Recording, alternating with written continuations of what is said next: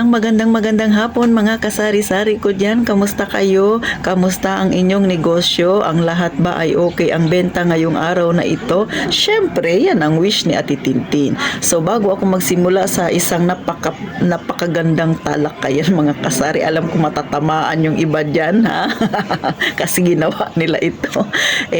Subscribe naman ha mga kasari. At syempre pa-like na rin. At kung hindi kayo busy, paki-share na rin ha, please. O diba, matindi si Ate Tin talaga pilitan na ito. Ngayon mga kasari, ano ba itong sinasabi ni Ate Tintin ha? Tingin ko gustong-gusto ito ng lahat. Ano ba? Paano ka maniningil sa may utang sa iyo? Diba? Yung iba dyan matatagal na. Ate Tin, isang buwan na yung sa akin, hindi pa binabayaran. Lahat ginawa ko na. Diba? So ganito, wala na tayo doon sa pagpapaalala ni Ate Tintin na utang na loob, huwag kang magpautang. Wala na tayo doon kasi nautangan ka niya. Nautangan ka na niya, natapos na. Diba? Napakinabangan niya na ang pera mo. So, syempre, ang gagawin natin, paano mo na ngayon masisingil yan? Nalimutan mo, makunat pala yun na napautang mo. So, anong una mong gagawin? Syempre, dahil napautang mo na kailangan maging mahinahon ka kapag naniningil ka. Bakit? Hindi mo siya pwedeng awayin. Hindi mo siya pwedeng sigaw-sigawan kapag ikaw ay maniningil. Mas lalo yang kukunat, mas lalong hindi yan magbabayad, at mas lalo yang iinisin ka. Diba? Ganun yan mga kasari. Kaya, ang magagawa mo dyan, maging mahinahon ka pag naniningil ka sa kanya. Makipag-usap ka ng maayos. Huwag mo siyang papahiyaan. Diba? Baliktad na talaga ngayon. Ikaw na inutangan. Ikaw na ang magiging mahinahon na maningil sa kanya. Ganun talaga. Kung gusto mong masingil ang iyong napautang sa kanya, lalo na kung malaking halaga yan. Sunod. Ate Tin, nagawa ko na yan. Ano na ba ang sunod? Syempre, bigyan mo ng deadline. Kausapin mo, kasari. Sisi. Yung utang mong 5,000, baka pwede bigyan mo ako sa susunod na buwan. Kailangan ko kasi ganito ganyan. So, ikaw naman ngayon ang magdadrama. Wala tayong magagawa kasi nga hindi yan magbabayad kung hindi mo gaganunin. Siya naman ang aaluin mo. Halos ikaw naman ang maglulumuhod sa harapan niya, di ba? Nakakainis yung ganun. Pero syempre dahil sa kagustuhan mong masingil ang pera mo na inutang niya. Next, kapag nangyari na yon, doon na tayo sa number 3. Syempre, mag-antay ka. Maging mapag-antay ka kung kailan niya ibibigay ang bayad. Talagang baliktad na ang panahon niya.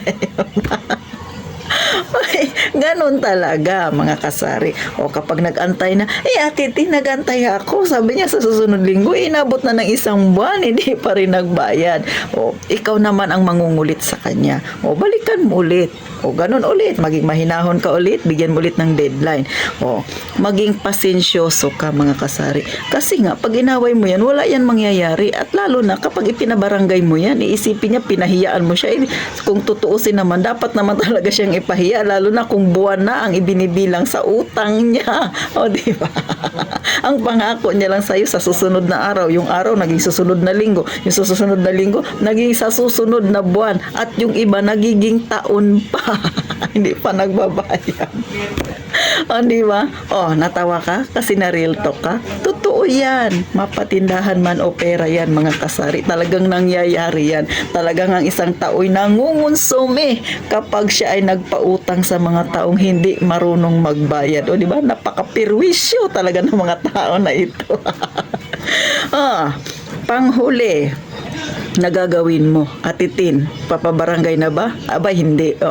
Wag mong ipapabarangay. Syempre, pag pinabarangay mo yan, gaya nga ng nasabi ko, mas lalo yung kukunat, iniisip niya na napahiya siya. Diba? Pero totoo naman nakakahiya yung pinagagawa niya. Syempre, sa panghuli, ikaw naman ang gumawa ng senaryo. Ito na yung pinaka-last talaga na gagawin mo. Punta ka doon, maging mahinahon ka ulit, magbigay ka ulit ng ultimatum o deadline. Tapos, maging mapaghintay ka ulit, pasensyoso ka sa kanya, at sasabihin mo, Sisi, ang utang mong 5,000, halimbawa 5,000 ang utang niya, sa tingin ko medyo na nahihirapan ka, naaawa din ako sa iyo, o di ba? Kahit na inis ka na sa kanya, gusto mo na siyang sabunutan. Huwag ha. Sabihin mo tingin ko mahirap kasi ang buhay ngayon. Ramdam kita na talagang gusto mong magbayad sa akin, o di ba? Dramang-drama ka sa kanya. Ganito na lang sisi. Kada linggo, una-unahan mo ako ng 200, 300. Ganun na lang sisi kasi syempre kailangan ko rin ng pera. Kasi syempre alam ko nahihirapan ka rin. O di ba yung mga ganyan, mga mabubulaklak na pagsasalita sa kanya. Medyo kunwari aaluin mo siya. Hulug-hulugan mo na lang ako sisi, no? Bakit? Atitin, grabe naman 5,000 tas ginawang hulug-hulugan kada linggo 300. Okay ba 'yun? Tanggapin mo na kaysa hindi ka bayaran, kaysa lalo yang magpadungol-dungol sa iyo. Mas lalo kang maiinis sa kanya. Pero syempre, pag nakabayad na 'yan, huwag mo nang pauutangin. Pakita ko sa inyo ang style ng nanay ko, 8 years na ang nakalipas sa pinautang niya, hindi nagbayad. Ang nanay ko inis na talaga. So ito na nga, sa 8 years na yun, minsan hulugan lang siya ng 1,000. Alam niyo ba, ang utang niya sa nanay ko ay umabot ng 35,000.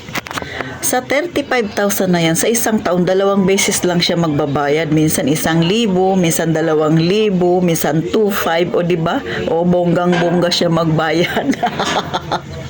Ay naku, grabe ang konsumin ng mother ko. Pero ang ginagawa niya, pag nagbabayad yung may utang sa kanya, may notebook yan nakalista. Tapos nakalagay yung date kung kailan siya nagbayad. Tapos pinapipirma niya. Kunwari ang hinulog 2,000, lagay ang pangalan, ang petsa, tapos kung kailan siya kumbaga papipirmahan niya na 2,000 lang talaga yung naihulog niya. Tapos kung ilan na lang ang balance. So ganun ang ginagawa ni nanay. Tinanggap niya yun kahit inis na siya. Hindi pa rin siya nagpabarangay. Dahil nakilala ang nanay ko sa ganun. Alam mo mga kasari, sa totoo lang, sa loob ng 8 years, yun yung nangyari. Pero nung nakaraang araw lang, biglang nagkaroon ng magandang pangyayari. Bakit? Nagbenta siya ng lupa niya. Dahil ang nanay ko, wala namang sinabing masakit sa kanya. Yan ang isa sa gagawin ninyo. Huwag na huwag kayong magbibitaw ng masasakit na salita. Ang nanay ko ganon, hindi siya nagbitaw ng masakit na salita. Pinabayaan niya, inalu-alo pa rin niya.